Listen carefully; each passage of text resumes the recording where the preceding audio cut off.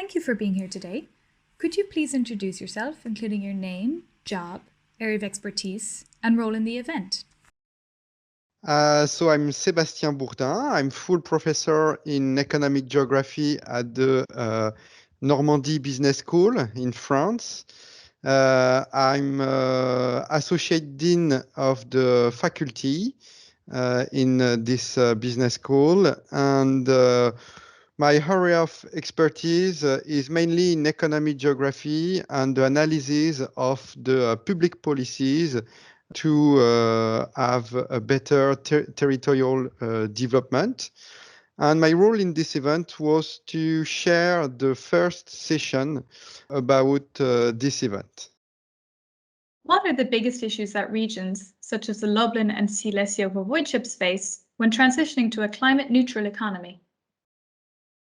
To facilitate the achievement of carbon neutrality by 2050, for countries like Poland that are still highly dependent on coal, a just transition fund of 100 billion euros of investment over the next 7 years will enable certain regions like Lublin or the voivodeship of Silesia to move away from fossil fuels by limiting the economic and social impacts caused by the energy transition.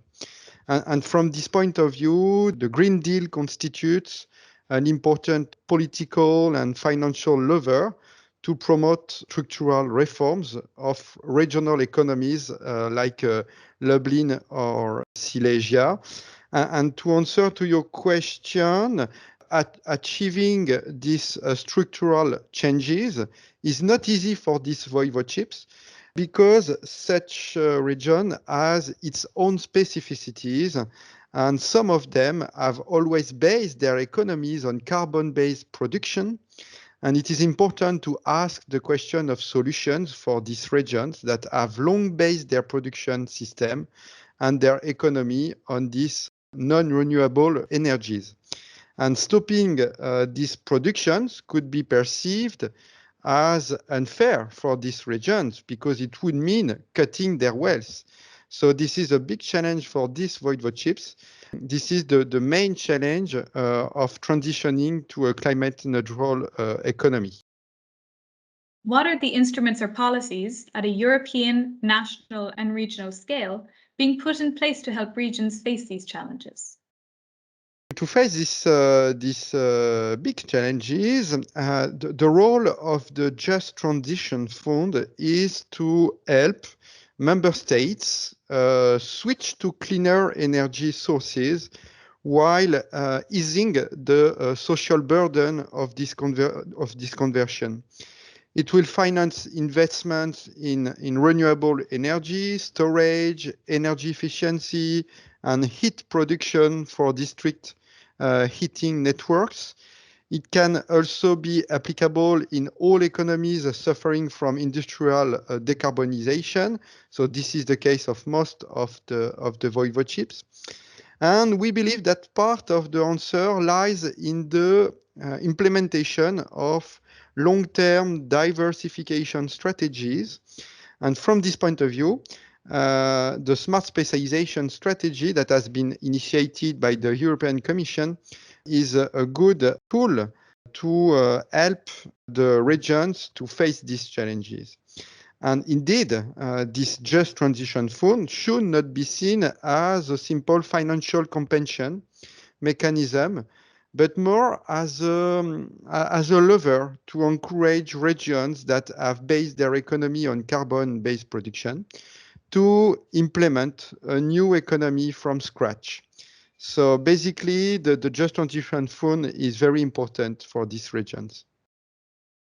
And could you elaborate a bit more on the strategy of their Just Transition plans? Yes, the EU Just Transition Fund is a new fund that has been proposed by the European Commission. It will become operational from 2021, so this year, and will run for the next 7 years under the current multi-annual financial framework. so until 2027. And all member states are required to develop a territorial just transition plans in order to access funding from this just transition fund. And these local level strategies must be developed in public consultation with all relevant stakeholders, including the civil society and local community and the firms and the universities, etc.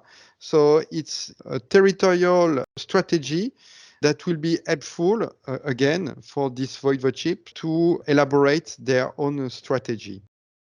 Could you tell us more about the lessons learned from other regions that were discussed during the roundtable? So we had a lot of examples.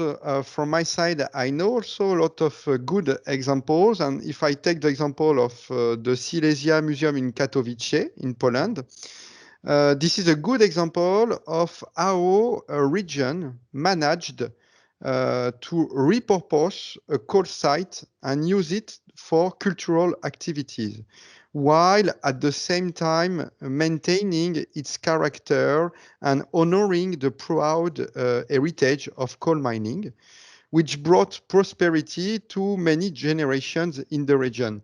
So this is typically a very good example, a good practice.